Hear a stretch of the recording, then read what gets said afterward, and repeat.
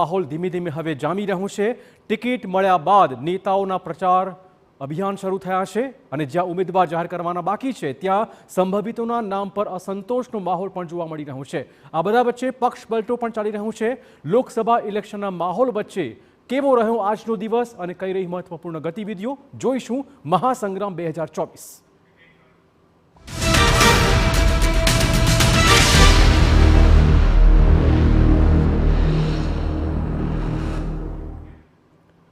સૌથી મહત્વપૂર્ણ સમાચાર ગાંધીનગરથી, જ્યાં લોકસભા ઇલેક્શન પહેલા બીજેપીમાં આંતરિક વિખવાદ સામે આવી રહ્યો છે। રાષ્ટ્રીય મહિલા મોરચાના ઉપાધ્યક્ષ એવા જ્યોતિબેન પંડ્યાને સસ્પેન્ડ કરાયા છે। જ્યોતિબેન પંડ્યાને તમામ પદો પરથી સસ્પેન્ડ કરી દેવાયા છે। તો વડોદરામાં પણ બીજેપીનું એક મોટું માથું, જ્યોતિબેન પંડ્યાને ભાજપમાંથી સસ્પેન્ડ કરવા પડ્યા છે।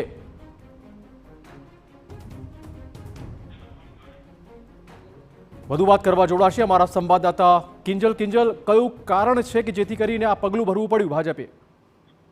હજી देखो 5 વાગે પોતે પણ જ્યોતિબેન પંડ્યા સત્તાવાર રીતે પ્રેસ કોન્ફરન્સ કરી રહ્યા છે, પરંતુ જે સમાચાર મળી રહ્યા છે તે પ્રમાણે જ્યોતિબેન પંડ્યાને હાલમાં તમામ પદ ઉપરથી સસ્પેન્ડ કરાયા છે। પ્રાથમિક પદ ઉપરથી પણ સસ્પેન્ડ કરાયા છે અને કારણ માનવામાં આવી રહ્યું છે કે તેમણે વર્તમાન ઉમેદવાર અને સાંસદ રંજનબેન ભટ્ટ સામે બળવો પોકાર્યો છે। રંજનબેન ભટ્ટને જે રીતે પસંદગી કરવામાં આવી તેની સામે નારાજગી વ્યક્ત કરી છે અને ખુલ્લેઆમ તેમને બળવો કર્યો છે। તેની સાથે જ વાત કરવામાં આવે તો વડોદરામાં કઈ રીતે પ્રજાના કામ નથી થતા, વડોદરા સંગઠનને લઈને પણ અનેક સવાલો છે તે ઉભા કર્યા છે।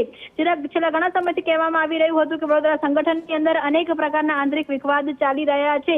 કોર્પોરેટર હોય છે, ધારાસભ્ય નથી માંગતા, ધારાસભ્ય હોય છે તેમની કોર્પોરેટર નથી માંગતા અને જે પ્રમુખ છે ત્યાંના તેમને પણ એક પ્રકારનો જે હોલ્ડ છે તે કરી લીધો છે। પરંતુ તમામની વચ્ચે પહેલી વખત એવું થયું છે કે કોઈ ભાજપના કોઈ નેતાએ ખુલ્લેઆમ બળવો કરી દીધો છે। ચૂંટણી સમયની અંદર બળવો કર્યો છે। જ્યોતિબેન પંડ્યાની વાત કરવામાં આવે તો મૂળ ભાજપના જ કાર્યકર્તા અને છેલ્લા ઘણા સમયથી ભાજપ સાથે જોડાયેલા છે। અનેક જે પદ છે તેની પર પણ જ્યોતિબેન રહી ચૂક્યા છે।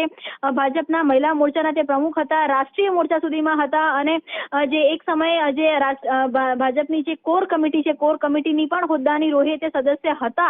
આ તમામની વચ્ચે રંજનબેન ભટ્ટની જે રીતની પસંદગી થઈ છે તેની સામે તેમણે ખુલ્લેઆમ વિરોધ છે તે પણ નોંધાવ્યો છે, બળવો પોકાર્યો છે અને સત્તાવાર રીતે 5 વાગે પોતાની વાત કહેવા જઈ રહ્યા છે। પરંતુ હાલમાં જે રીતે બળવો પોકારવામાં આવ્યો છે તેને લઈને જ્યોતિબેન પંડ્યાને ભાજપના તમામ પદો ઉપરથી સસ્પેન્ડ કરવામાં આવ્યા છે। પ્રાથમિક પદ પરથી પણ ભાજપને સસ્પેન્ડ કરવામાં આવ્યા છે અને આ સાથે જ વડોદરાનો જે આંતરિક વિવાદ છે ભાજપનો તે પણ બહાર આવી રહ્યો છે। ધન્યવાદ કિંજલ તમામ જાણકારી બદલ। તો રંજનબેન ભટ્ટને રિપીટ કરાયા, તેની સામે જ્યોતિ પંડ્યા નારાજ હોવાની અટકળો વચ્ચે ભાજપે તેમને તમામ હોદ્દા પરથી દૂર કર્યા હોવાના સમાચાર। ટૂંક સમયમાં જ્યોતિબેન પંડ્યા પ્રેસ કોન્ફરન્સ કરીને પોતાની વાત મીડિયા સમક્ષ મૂકી શકે તે પ્રકારના સંકેત મળી રહ્યા છે।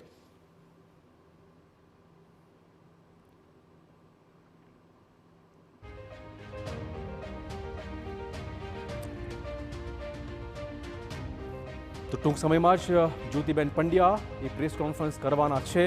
આપને કહી દઈએ કે વડોદરામાં સાંસદ રંજનબેન ભટ્ટને આ વખતે લોકસભા માટે ટિકિટ ફરીવાર ફાળવવામાં આવી, જેની સામે જ્યોતિબેન પંડ્યા નારાજ હોવાની વાતો, ખુલ્લેઆમ તેમણે નારાજગી ઠાલવી અને ત્યાર પછી ભાજપે તેમના વિરુદ્ધમાં આ પ્રકારના પગલાં ભર્યા છે।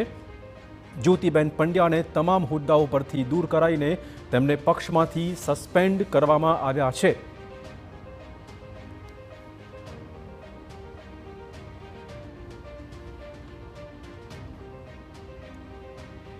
તો વડોદરા બીજેપીનું એક મોટું માથું, મહિલા આગેવાન જ્યોતિબેન પંડ્યા,